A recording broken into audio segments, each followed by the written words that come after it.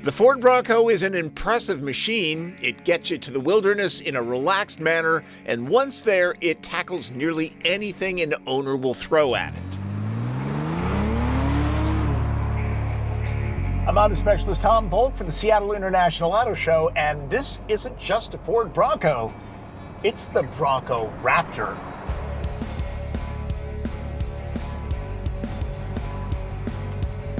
There's a list as long as the Baja Peninsula when it comes to upgrades. I'll cherry pick. Peek past the standard 37-inch BF Goodrich rubber and you'll find new shock towers and sophisticated Fox dampers with live valve tech.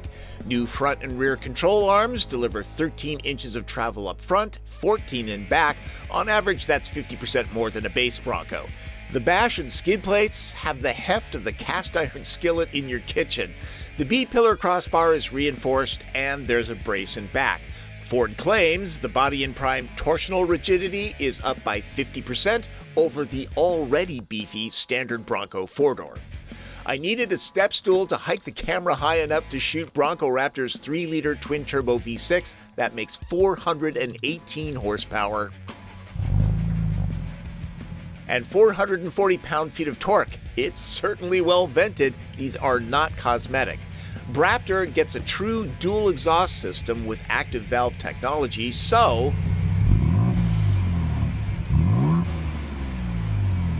if that exhaust note doesn't satisfy, there are others, though I didn't notice a huge difference between calm and landlord eviction mode.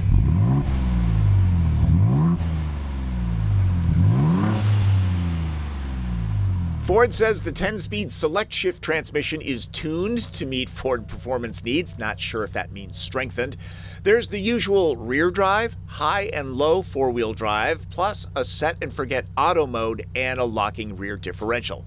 This being a Bronco, there are GOAT modes, 7 of them, including Baja mode that activates a turbo anti-lag calibration, plus a new tow haul mode. Raptor can tug 4,500 pounds, 1,000 more than the standard Bronco. Oh, and there are graphics to help you understand what you're getting into.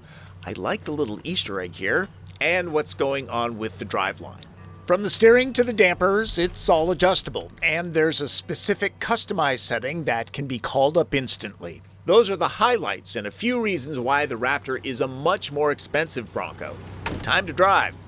Bronco Raptor will do the 0 to 60 dash in just under 6 seconds, which is pretty quick. If you want bragging rights, well, then go with Wrangler 392, which will take about 2 seconds off that. But really, do you need that kind of speed with a machine like this?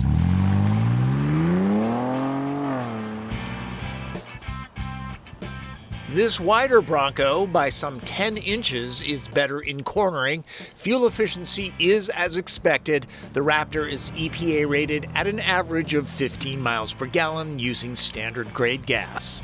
Driving to the trailhead on the highway, I feel like Bronco is much more refined than Wrangler, and the Raptor actually keeps a lot of that refinement. But make no mistake, this is not a car, this is a truck. Rides like a truck, a refined truck, but a truck. The square shape means there's going to be some wind noise at highway speeds. Where Raptor shines is high-speed runs on very rough roads. There are a lot of deep ruts here to evaluate the suspension. All right, this isn't king of the hammer driving, but I'm doing about 45, 50 miles an hour here, and the suspension soaks up these ruts like nothing. This road is a lot rougher than you might think. Cameras never capture it. It's amazing how controlled this vehicle is. About the adaptive suspension, sensors at each corner independently read what's happening hundreds of times a second and adjust the tuning. Modern electronics, gotta love them. All right. And yeah, that's how rough this is. My light just fell. The fully boxed frame is girder solid. Short of doing something stupid, nothing phases the Raptor. Owners that drive this to the limit have my respect.